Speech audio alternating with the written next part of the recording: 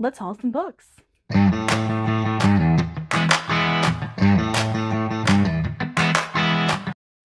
Hey guys, I am coming to you from my floor in my jammy jams because I just feel like it with my dog sitting behind me. So I have been taking some time to do some self-care, kind of chill a little bit, and this is kind of like a product of that. I'm just doing my video when I feel like it in the middle of my floor because I don't feel like moving my 100-pound huge dog. Nor do I feel like putting makeup on or actual clothing. So that's where we are. I'm in my leopard pajamas. It's all good.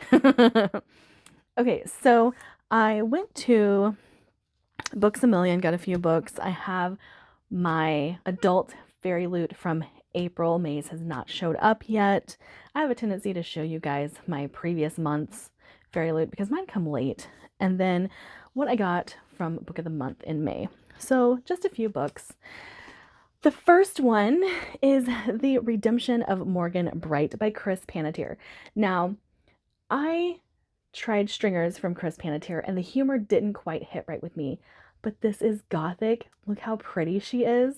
And my friend Hamedi read it and thought I would love it. So I went and bought it because I have Stringers, I have The Phlebotomist, might as well own all of Chris Panettiere's work, right? What would guilt make you do? Hadley Keene died on the road from Hollyhock Asylum. The reasons are unknown. Her sister Morgan blames herself. A year later, with the case still unsolved, Morgan creates a false identity, that of a troubled housewife named Charlotte Turner, and checks herself in. Morgan quickly discovers that Hollyhock is not right. She is shaken by the hospital's peculiar routines and is soon beset by strange episodes. All the while, the persona of Charlotte takes on a life of its own, becoming stronger with each passing day. As her identity begins to unravel, Morgan retraces Hadley's footsteps only to discover the dark secrets of Hollyhock and how deeply they are buried. Yeah, that sounds real good. Real good.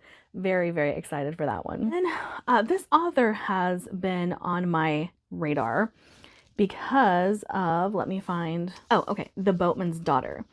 But I found this one and I got it for like $6. The Hollow Kind by Andy Davidson. And this one says, The Hollow Kind is a perfectly realized, vivid novel about a haunted and haunting place, the malevolent thing that lives there, and the people sucked into it for generations. That was all that I needed to pick this up, especially with it being $6. So I'm very excited to get into this. I am leaning a little bit more horror lately, really wanting to pick up some gothic books, really wanting to pick up some horror books. And I think that's going to be a little bit more reflected in this haul. And I really want to lean into horror a little bit more this year. I think I'm reading too many fantasy and I'm getting a little burnt out, but also this cover is really intriguing. I like it. Okay, and then one I saw floating around, but then I heard martial arts and was kind of put off to it. However, if you guys have been paying attention, I've read The Art of Prophecy, which made me realize martial arts is not such a bad thing. And I picked up Ebony Gate, The Phoenix Horde by Julia V. and Ken Babel. This one, like I said, floated around the Twitterverse for a little while. Okay. Amiko Soong belongs to one of the 8 premier magical families of the world, but Amiko never needed any magic because she's the blade of the Soong clan, or was, until she's drenched in blood in the middle of a market in China, surrounded by bodies and the scent of blood and human waste as lethal as perfume.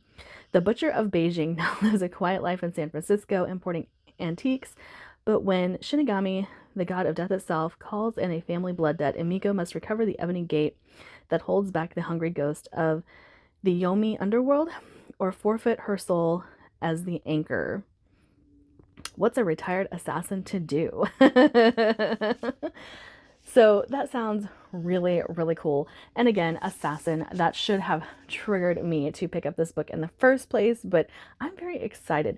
I think this is going to be a little urban meets epic fantasy, and I'm just pumped to figure out where this goes. Picking up a sequel, I got Paper and Blood by Kevin Hearn. I read Ink and Sigil last year, and I have really wanted to continue the series, so here we are. I do still need to read the Iron Druid series. Maybe I'll do that this year as well, but I finally have the second book to Ink and Sigil. And then for the adult FairyLoot one that I am so excited for, we have Evocation by S.T. Gibson, or Saint Gibson. I've heard some people start saying Saint. Only blood can rewrite blood. Do I know what this is about? No. Do I care? No. She wrote A Dowry of Blood, so that's all I need to know. When a family curse threatens the life of David, a medium, he will turn to the only person he's ever trusted, his sorcerer ex-boyfriend Riz, which means he will have to open up his heart to Moira, Riz's astrologer wife. Meet David, Riz, and Moira for the first time as they navigate magic-ridden Boston through hierarchical secret societies, familial bonds, and from beyond the grave. I'm kind of excited. I do know that this is a polyamorous story, so yes, that leading synopsis is quite true. But very excited to get to this one. Also, this is the Book of the Month bookmark, and I absolutely love it. Emotional support bookmark. Okay, and then for Book of the Month, I got 5 Broken Blades. Now, I bought this before I saw the beautiful editions that have been released, and I'm sad. I might go buy the beautiful editions and then sell this one. I don't know. Or, one of the beautiful editions, not like all of them. Let the best liar win. So this is about a group of assassins that are going to go after the king, and there are 5 of them. All of them have been kind of put into this competition to take down the king, and no one really cares who succeeds, just as long as someone does. So that's all I know about this. That's all I really want to know about this. But again, assassins and multiple assassins. So I'm pretty pumped about this. I cannot wait to get to this. I know I have said that June is the month of sequels, but how can I pass this up? I'm not sure I can. All right, and then my dog is like smacking his lips back here. I got The Unmaking of June Farrow by Adrienne Young. When this was released, I did not realize, Adrienne Young was the same author as I'll post an image of the book. I can't remember the name of it right now, but it was one that we got in our adult FairyLoot that I really enjoyed. And so I went ahead and picked this up from Book of the Month. Now, I have heard that this is slow.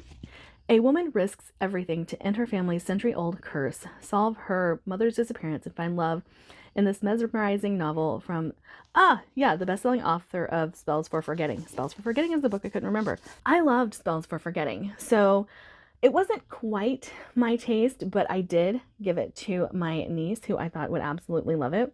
But then I realized this had the same kind of magical realism that was used in that book, and I'm kind of excited. I know that this is a little slower of a book, but it's not that long, so how slow can it be? But I'm pretty excited to give that one a try as well, because like I said, Spells for Forgetting was quite good. But that is my video today. Sorry my dog was being a little noisy, but this is a chill video. We are doing some self-care. We are doing some mindful approaches to certain things. And this is me just wanting to sit and talk to you about the books I bought instead of trying to be so formal about getting a video out to you guys. And if you guys would like to support the channel, I do have a Patreon, or you could just like and subscribe, do all the fun things. I will see you guys in the next video. Bye.